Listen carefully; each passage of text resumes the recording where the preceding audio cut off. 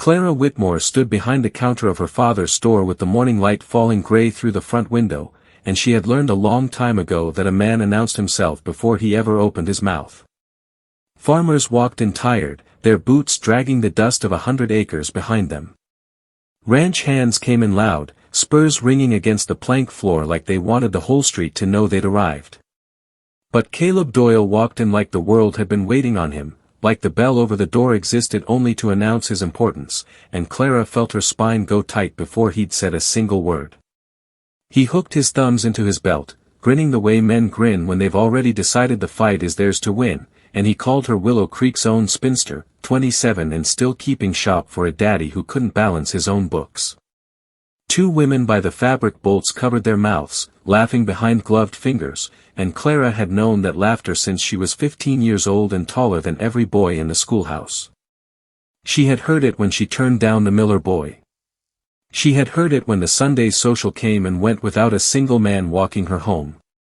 And she heard it now, sharper than ever, because Caleb Doyle had come to wrap a wedding gift for another man's bride, and he wanted an audience while he did it. He leaned both palms flat against the counter, close enough that she could smell the whiskey writing under his words, and he told her something a decent man never says to a woman in her own family's store. He said no man in the whole county would take her, not for love, not for land, not even for free. The store went still the way a church goes still right before a hard sermon, the kind that leaves a mark on a congregation. Clara did not cry. She did not let her hands shake, though her whole body wanted to. She had learned long ago that a trembling voice was blood in the water, and Caleb Doyle was a hungry thing circling for a reason to strike again. So she set the ribbon down slow, and she straightened her spine one notch at a time, like she was building herself back up plank by plank, and she looked him dead in the eye in front of God and the whole gossiping town, and she said the words that would follow her the rest of her life. Say it again. Say it to my face. And when he said it, meaner and slower the second time, certain he'd broken her, she slid the wrapped box across the counter until it touched his knuckles, and she told him it was a good thing she'd never asked.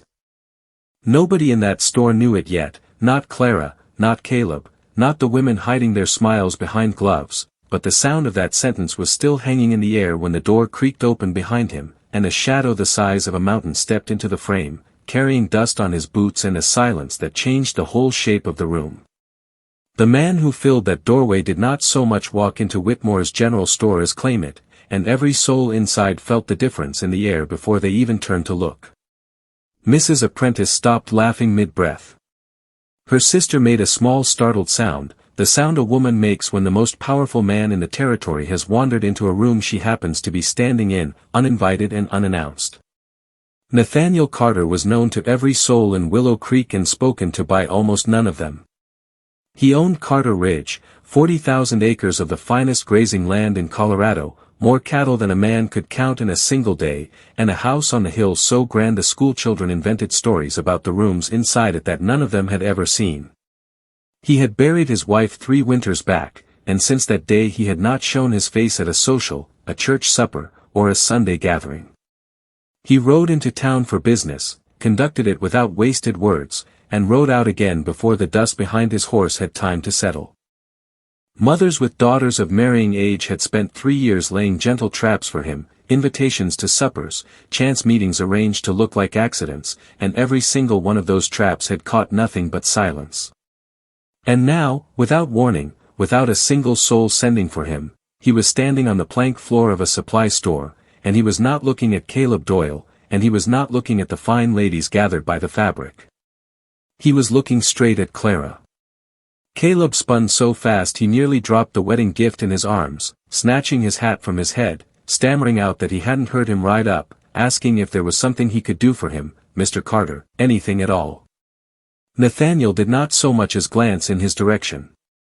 He crossed the full length of that store, past the flour barrels and the coiled rope and the bins of nails, his boots the only sound in a room that had gone utterly silent, and he stopped in front of the counter and looked at Clara Whitmore the way a man looks at something he has traveled a long way to find on purpose. Miss Whitmore, he said, and her mouth had gone dry as August dust. You'd be Henry's daughter. The one who runs his accounts. And when she answered that she was, he told her something that stole the breath clean out of her chest, that she was the very woman who had caught the freight company overcharging the whole county 2 winters back, the one who had written the letter that forced them to roll their rates back down. She had done that. She had spent 3 weeks buried in invoices and freight tables, and her own father had told her not to make trouble over it. She had believed, until that exact moment, that not one living soul remembered. Then Nathaniel Carter turned his head, slow and deliberate, and looked at Caleb Doyle for the very first time since he'd entered the room, and the temperature of the whole store seemed to drop. Nathaniel's question landed on Caleb like a dropped anvil, low and quiet, asking what exactly he'd been saying about the last option when he walked through that door.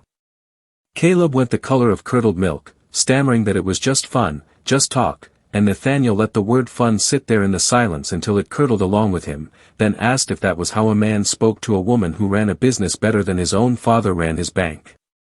Caleb Doyle left that store without another word, without slamming the door behind him, because a man did not slam a door on Nathaniel Carter, and the bell rang small and mean in his wake. Then Nathaniel turned back to Clara, and something behind his hard eyes eased, not soft exactly, because a man like Carter did not do soft, but something like a burden finally being set down after a long road. He told her plainly that he had come to offer her work, that he had 20 years of ranch records sitting in a state that would make any honest bookkeeper weep, ledgers and land deeds and water rights his father had signed before he was even grown, not one page of it in any order a Christian soul could follow.